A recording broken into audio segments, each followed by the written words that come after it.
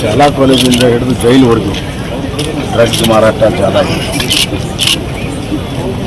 ಮಹಾರಾಷ್ಟ್ರದಿಂದ ಬೇರೆ ಬೇರೆ ರಾಜ್ಯಗಳಿಂದ ಪೊಲೀಸರು ಬಂದು ಇಲ್ಲಿ ಡ್ರಗ್ಸು ಮಾರಾಟ ಮಾಡೋ ಜಾಲವನ್ನು ಪರೀಕ್ಷಿಸ್ತಾರೆ. ಸ್ಥಳೀಯ ಪೊಲೀಸರು ಸಾಧ್ಯ. ಮೊನ್ನೆ ಮಹಾರಾಷ್ಟ್ರದ ಮುಖ್ಯಮಂತ್ರಿಗಳು ಕರ್ನಾಟಕದಲ್ಲಿ ಡ್ರಗ್ಸ್ ಮ್ಯಾನುಫ್ಯಾಕ್ಚರಿಂಗ್ ಸೆಂಟರ್ ಆಗಿದ್ದಾರೆ, ಮ್ಯಾನುಫ್ಯಾಕ್ಚರ್ ಮಾಡಿ ನಮ್ಮಲ್ಲಿ ಮಾರಾಟ ಮಾಡ್ತಾ ಇದ್ದಾರೆ ರಾಜ್ಯದ ಮುಖ್ಯಮಂತ್ರಿ ದೊಡ್ಡ ಪ್ರಮಾಣದಲ್ಲಿ ಇಲ್ಲಿ ಡ್ರಗ್ ಆಗಿದೆ ಅಂತಂದರೆ ಸರ್ಕಾರ ಡ್ರಗ್ ನಿಯಂತ್ರಣ ಮಾಡಲು ಸಾಧ್ಯ ಆಗಿಲ್ಲ. ಮತ್ತು ತಳಮಟ್ಟದಲ್ಲಿ ಪೊಲೀಸ್ ಇಲಾಖೆ ಒಂದು ರೀತಿಯಲ್ಲಿ ಡ್ರಗ್ ಪೆಡ್ಲರ್ಸು, ಡ್ರಗ್ ಸಪ್ಲೈಯರ್ಸು ಎಲ್ಲ ಗೊತ್ತಿದ್ರು ಸುಮ್ಮನೆ ಕುಂತಿರೋದು ನೋಡಿದ್ರೆ ಅವರು ಕೂಡ ಶಾಮೀಲಾಗಿದ್ದಾರೆ ಅನ್ನುವಂಥ ಭಾಳ ಸ್ಪಷ್ಟವಾದಂಥ ನಿದರ್ಶನಗಳಿದ್ದಾವೆ.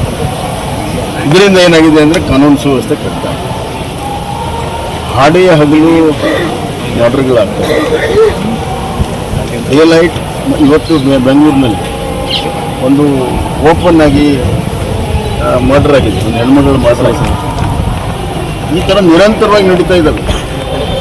ಒಟ್ಟು ಕಾನೂನಿನ ಭಯ ಇಲ್ಲ, ಪೊಲೀಸರ ಭಯ ಇಲ್ಲದೆ ಮರ್ಡರ್ಗಳು, ರೇಪ್ಗಳು, ಗ್ಯಾಂಗ್ ರೇಪ್ಗಳು, ಡ್ರಗ್ಗು ವಿಪರೀತ ಆಗಿದೆ. ಆದ್ದರಿಂದ ಮುಖ್ಯಮಂತ್ರಿಗಳು ಬೇರೆ ಎಲ್ಲ ಕೆಲಸ ಬಿಟ್ಟು ಎರಡು ಕೆಲಸ ಮಾಡಬೇಕು. ಒಂದು ಬರ ನಿರ್ವಹಣೆ ಮಾಡಬೇಕು, ಇನ್ನೊಂದು ಕಾನೂನು ಸುವ್ಯವಸ್ಥೆ ನಿರ್ವಹಣೆ ಮಾಡಬೇಕು. ಇಲ್ಲದೇ ಇದ್ದರೆ ರಾಜ್ಯ ಸರ್ಕಾರದ ಪ್ರಥಮ ಕರ್ತವ್ಯ ಕಾನೂನು ಸುವ್ಯವಸ್ಥೆ.